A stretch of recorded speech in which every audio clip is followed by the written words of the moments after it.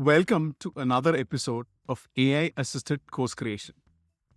In this video series, two seasoned edupreneurs, Aruna and Gautham, are using the popular ChatGPT and other large language models to rebuild an online course from scratch. We are not here to merely talk about the possibilities and limitations of ChatGPT. We aim to do a step-by-step demonstration on how AI can be harnessed effectively to enhance your teaching and course creation workflows. In today's episode, we'll seek ChatGPT's help in writing learner outcomes for our course, the Online Course Creation Kickstarter. We've shared the link to our course in the description below. Now, what are learner outcomes for a course? A learner outcome is a statement that tells the student what they will be able to do by the end of a course. It communicates something demonstrable and measurable. This simple concept has far-reaching effects for your course. Let me describe to you exactly how we'll use ChatGPT today. We have created a template and we'll continue to use this template for the rest of this series. Step 1 is to create Emily Thompson, our online course creator persona. We've already made a dedicated video on how we created Emily. Then, in step 2, we describe to Emily what the task for the day is in a fair amount of detail. Step 3 involves sharing a lot of support material with Emily. It could be links to blogs, articles, rough notes we have written about the topic in the past, transcripts of published videos. It could be anything really. Next, in step 4, we specify the format of the output we want. Character limit, formatting, do we want it in plain text or in a table form?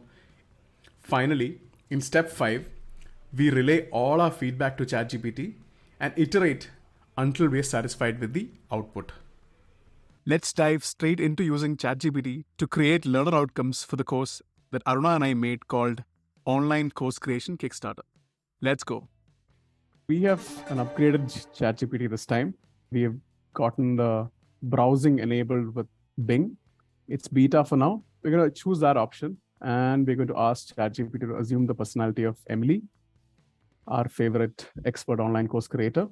Watch our previous video to find out how to create a ChatGPT persona that is an expert online creator. Link below. Now that Emily has been created, I'm going to test out the new feature of ChatGPT to just ensure it's connected to the internet. So ChatGPT is confirmed that it's connected to the internet. I'm going to ask Emily the next question about creating learner outcomes for our course. We have shared the link for our course creator landing page. For our audience, we have instructed Emily to go on the internet, learn everything she can about learner outcomes and how to write good ones. And she has to browse our landing page and give us good outcome statements. So this is great. Emily has given us 5 outcomes as we had asked her. And I'll go over them one by one. Overall, I like 1, 2, and 3. 4 and 5 are not exactly the outcomes I'm looking for. For each outcome, apply, analyze, create, evaluate, and interact. These, as she says, are all formulated using Bloom's taxonomy verbs, where we are advised to make outcomes action-oriented. So I like that she's picked up on that. So number 1 speaks to the ability to identify the course creator's expertise and try to find market fit in order to potentially create an online course. I like that. Number 2 speaks to the audience and then shifts the focus entirely to their problems and what their aspirations and needs are. So I like that as well. And number 3 is something that marries the two of them and says, how do you make your course idea discoverable to potential audiences? So I like all those 3.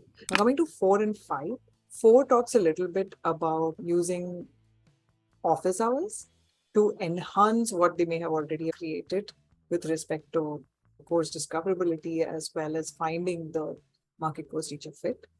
And again, 5 is talking about collaborating with fellow creators. So I feel 4 and 5 talk more about what are the benefits of doing our course in the specific format that we offer it, which is a cohort-based setting. And I don't think they're necessarily outcomes in the strictest sense of learner outcomes. That makes sense. I think I broadly agree with all the points you mentioned. The only concern I have with 1, 2, and 3 is that there is a lack of measurability aspect on all three of them. Let's go ahead and inform ChatGPT of all these concerns by writing another prompt.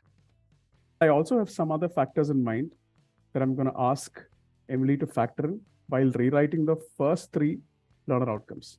So I've asked Emily to ensure that learner outcomes should communicate specific and measurable student goals. It should also be atomic and achievable within the time frame of the course.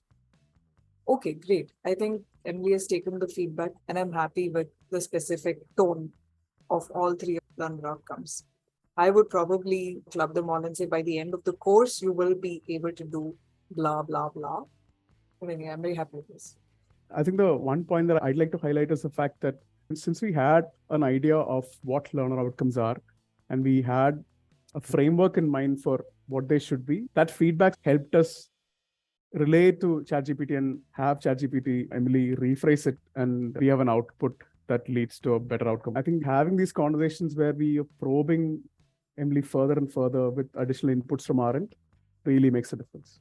This brings us to the end of our learner outcomes video, where we used Emily, our ChatGPT persona's help to create learner outcomes for our course, and we also incorporated it into our landing page. Thank you for joining us. If you like our content, do not forget to share and definitely hit the subscribe button. So until next time, bye-bye.